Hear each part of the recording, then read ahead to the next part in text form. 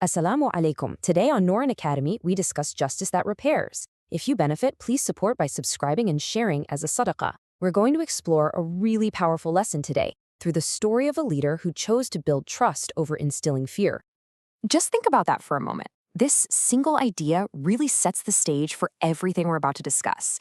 It tells us that the goal wasn't just to punish people for doing wrong, but to create an entire environment, a whole culture where fairness could just flourish naturally. And that principle is right at the heart of our story. And this brings us to our main figure, a market inspector by the name of Kamil. Now, his story is basically a masterclass in leadership. It shows us how to look beyond individual mistakes and start seeing the bigger picture, the system itself. Kamil's whole approach was the key. See, he didn't just storm into the market, flashing his badge and announcing his authority. No. Instead, he became a quiet observer. He just blended in, he watched, he gathered data, and most importantly, he listened. His goal was to actually understand the reality of the market before he passed any judgment. So what did he find? It wasn't some widespread malicious fraud. It was a series of small, systemic problems. Things like worn-out weights, confusing price signs, and new sellers who just didn't know any better. These weren't necessarily issues of bad character, but of failing equipment, poor communication, and a lack of training. But these little things, well, they were enough to slowly eat away at the most valuable currency in any market, trust. And this right here highlights a really powerful principle. Before pointing a finger, a true leader tries to understand the context. Kamil realized that if good people are making mistakes over and over, then maybe, just maybe, the problem isn't the people. Maybe it's the system they're working in. This understanding led Kamil to a crossroads. He'd identified the problems, but now, how should he solve them? And this is where we really see two competing ideas about justice come head to head. On one hand, you've got the easy way out, the expedient path. You spot an error, you issue a fine, and you move on. It's fast, it makes money for the state, and it looks like you're being tough on crime. But Kamil, he chose the wise path.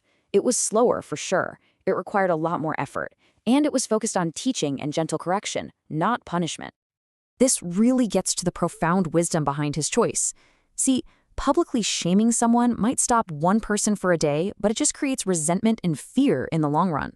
But correcting someone with dignity while you fix the root cause of the problem, well, that's an act of mercy. It builds people up instead of tearing them down. Now, Kamil didn't just talk about these ideas. He put them into action. He addressed every single problem he observed with a practical solution. For those worn weights, he provided brand new, standard ones to everyone, free of charge.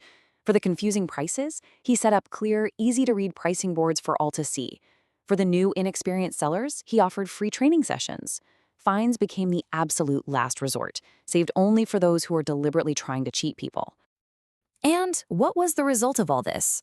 Well, the government's income from market fines, it dropped. But in its place, something far more valuable began to grow: trust.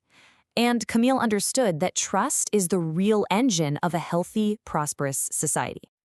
But this new approach, as you might guess, wasn't without its critics. Real change is often met with resistance, and Kamil's principles were about to face their biggest test yet. Some of the more powerful merchants started to complain. They actually believed that fear was the only thing that kept people honest. Kamil's response to them was just brilliant. He argued that fear doesn't solve problems, it just forces people to hide them. But a system built on clarity and fairness, that brings problems out into the open where they can actually be solved. Kamil's effectiveness, though, it didn't go unnoticed. A senior official came to him with a pretty tempting offer, a promotion. More power, more prestige, more influence. But of course, it came with strings attached. The official wanted Kamil to take his talents to a bigger stage, but he wanted him to use the old methods: harsher enforcement, public punishments, the very things Kamil had worked to replace. It was a direct test of his convictions. Was he going to compromise his principles for a little bit of prestige? Kamil turned down the offer. And his private journal reveals this incredible reflection he wrote about the decision. This really shows you his true measure of success. For Kamil, leadership wasn't about how much authority he had, it was about how much trust he could build in the community. So, what happened after he chose principle over power? Well, the long-term results of his patient, corrective approach really began to blossom. The market actually started to regulate itself. Because the system was fair and the tools for honesty were easy to get, sellers started correcting their own mistakes. Disputes became rare. The market earned a reputation not for having a tough inspector, but for being a place of fairness. The insight here is just incredible. A system built on clarity and support doesn't need constant policing. It starts to develop its own integrity. And this became Kamil's true legacy. He didn't build a system that depended on him being there all the time. He built a culture of integrity, an environment where justice could survive and thrive all on its own, long after he was gone. And this brings the lesson of Kamil right to our doorstep. In our own lives, whether we're leading a family, a team at work, or a community, we face the exact same choice. Are we going to rule through fear and punishment? Or are we going to seek to understand, to correct with mercy, and to design systems that make doing the right thing the easy thing? It's a question worth asking. Presented and created by Norin Studio.